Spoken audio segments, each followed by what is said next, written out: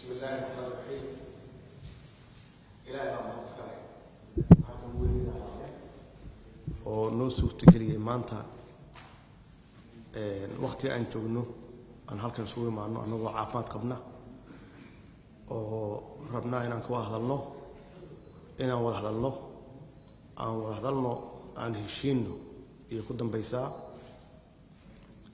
marka labaad waxa mahadska leh madaxweynaha Djibouti ee walaalkeena Ismaaciil Cumar Geelle oo marna aan ka caajisin marna aan ka daalin sidii dadka waalihiisa ee Soomaaliyeed oo soo wahan lahaa soo keen lahaa wanaagooda uga shaqeyn lahaa waxaan mahad celinayaa walaalkii Muuse Biixi oo isaguna sameeyay geesinimo iyo wafdigiisa oo suurtageliyay inaan halkan soo imaano waxaan mahad celinayaa safiirka Mareykanka ee Soomaaliya u fadhiya iyo kan EU-da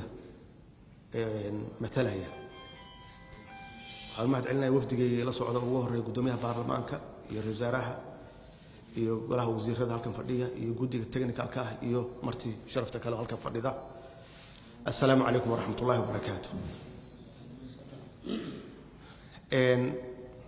shirkaani insha Allah waxaan rajaynayaa inuu noogu dhamaado guul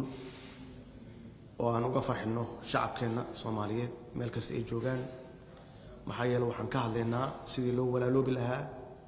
wax loo wada qabsan lahaa si dhab ah loo wada hadli lahaa shirkaana runtii qabanqaabadiisa dhawaan ma ahayn sanadkii la soo dhaafay yaan kala hadlay madaxweynaha walaalkeen Ismaaciil Cumar Geelle waxay ahayd inuu qabsoomo Oktoobartii la soo dhaafay oo isagu ka shaqeeyay laakiin ma suroobin waxaan ku iri madaxweynuhu 20 sano ya carta laga joogaa xorriyadda markaan qaadanayna waxa laga joogaa 30 sano sanadka soo socda 2020 sanadkan aan ku jirno 30 sano waa wada joognay dib iyo dheefba 30 sano waa burbursanayn oo adduunkan ugu liidanay meel xun yaa naalay caruurteena waxay ahayn caruurta ugu fursad xun ama ugu mustaqbalka xun caalamka adduunka wax walba oo bini aadam ku hormarana meesha ugu hooseysan yaan joognay hadday noqoto waxbarasho caafimaad horumar maalgashi wax kasta oo bini aadam ku hormari karo ummadda Soomaaliyeed anagoo ah ummad aad u caqli badan u xigmad badan u taariikh fiican wax walba wadaagna laakiin caalamku waxaan ka galnay wax walbaba meesha ugu hooseysa wax kale ma aha waa go'aanka madaxda ee qaadatay way oo taariikhda galaya hadda iyo mustaqbalkaba marka in si geesinimo leh loo wajaho xaqiiqda dhabta ah loo wada hadlo walaalkay Ismaaciil Cumar Geelle waa ka dhabeeyay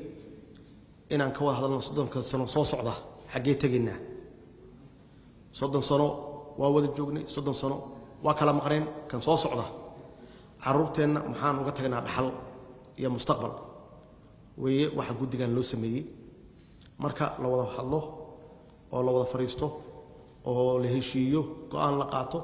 waxa la rabaa go'aankaas iyo heshiiskaas cidii fulin lahayd waa idinka ummadda Soomaaliyeedna meel kasta joogto ishayna ku haysaa meeshaad u kaxaysaan haddaad tihiin guddiga farsamada haddaad barwaaqo iyo nabad u kaxaysaan iyo haddaad meel kale u kaxaysaanba annagu waan siinay kalsoonideenna dadkii ugu aqoonta badnaa baa tihiin Soomaaliya ama meel kasta Soomaaliya joogto dadkii ugu aqoonta badnaa baa tihiin waxaa loo baahan yahay inaan mustaqbalkeena hadda aanan waqti hadda joogaan idinka fakirin aad ka fikirtaan 30 sano soo socda caalamka xagee ka galinaa xagee caruurta ilaa waa tageynaa kulligeen ma wada joogeynay dad halkan fadhiya 30 sano ma aqaano inta naga hari doonta laakiin kuwa hadda jooga dhalanaya maxaan uga tagnaa oo mustaqbal ah gacantiina ku jirtaa annaguna taageeradeena waa haysataan waxaan idin rajaynaynaa guul waxaan idin rajaynaynaa is-afgarad iyo oo waaltinimo ku dheehan insha Allah ilaahay waxaan ka rajaynaynaa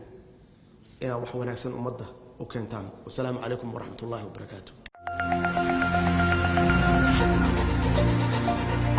ah